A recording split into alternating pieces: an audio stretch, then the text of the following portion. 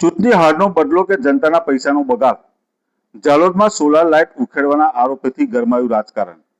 લોકશાહીમાં હાર-જીત સ્વાભાવિક છે, પરંતુ શું હાર બાદ અદાવત રાખવી અને જનતાના પૈસે બનેલી સુવિધાઓનું નિશાન બનાવવું શોભનીય છે? દાહોદના જાલોદ તાલુકાના ખેડા ગામમાંથી સામે આવેલી ઘટના અનેક ગંભીર સવાલો ઊભા કરે છે. તાલુકા પંચાયતની કડવાલ 2 બેઠક પર ભાજપના ઉમેદવારના પરાજય અને કોંગ્રેસના ઉમેદવાર પ્રકાશભાઈ નિસરતાના વિજય બાદ રાજકીય માહોલ ગરમાયો હતો. આક્ષેપ છે કે હાર બાદ ઉશ્કેરાયેલા કેટલાક તત્વોએ મત કેમ ના આપ્યાના રોષમાં આવી જાહેર મિલકતને નિશાન બનાવી. ખેડા ગામના સંગાડા ફળિયામાં સરકારી ખર્ચે લગાવવામાં આવેલી અંદાજિત 12 જેટલી સોલાર સ્ટ્રીટ લાઇટો રાતોરાત ઉખેડી લેવામાં આવી હોવાનો વિડીયો સોશિયલ મીડિયામાં વાયરલ થયો છે. કહેવામાં આવી રહ્યું છે કે આ લાઇટો પિકઅપમાં ભરી લઈ જવામાં આવી. સવાલ એ છે કે આ સુવિધાઓ કોઈ પક્ષની નહોતી. આ તો જનતાના ટેક્સના પૈસાથી ઊભી કરાયેલી વિકાસની નિશાની હતી. તો શું રાજકીય હારનો ગુસ્સો જનતા પર ઉતારવો યોગ્ય છે? શું આ લોકશાહીની ભાવનાને ઠેસ પહોંચાડતું નથી? સ્થાનિકોમાં ભારે રોષ જોવા મળી રહ્યો છે કે લોકો માંગ કરી રહ્યા છે દોષિતો સામે કડક કાર્યવાહી થાય અને ગામની સુવિધાઓને ફરીથી સ્થાપિત કરવામાં આવે. આ ઘટનાએ એ પણ યાદ અપાવે છે કે ચૂંટણી પરિણામો બાદ અદાવત નહીં, પરંતુ જવાબદારી અને લોકહિત પ્રથમ હોવું જોઈએ. શું કહે છે તમારું મંતવ્ય? જણાવો કોમેન્ટમાં. બોલો.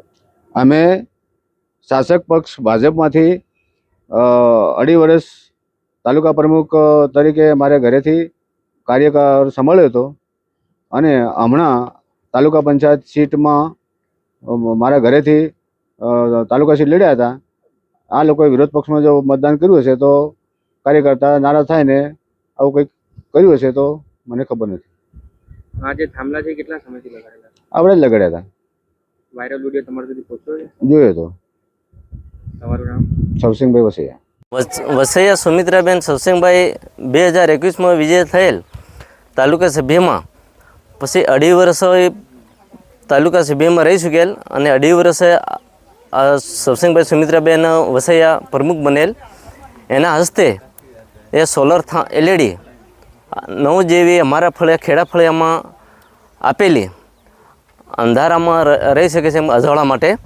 એના બાદ 2026માં ચૂંટણી યોજાઈ તો એમાં ઉમેદવાર તરીકે સવસિંગભાઈ મોગલાભાઈ વસૈયા જાતે એ ભાજપની સીટ લડી શક્યા કદવાળ 2માં.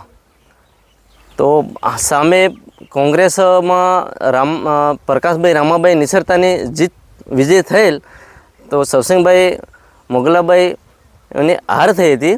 તો એના કારણથી આ લોકો ગુસ્સે થઈ અને ઉશ્કેરાઈને આવ્યા.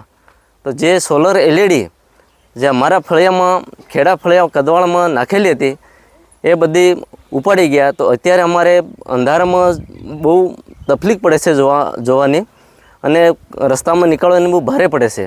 બીજા ફળિયામાંથી કેટલી ઉપાડી લઈ ગયા? બીજામાં આ ખેડા ફળિયું જ લાગે છે.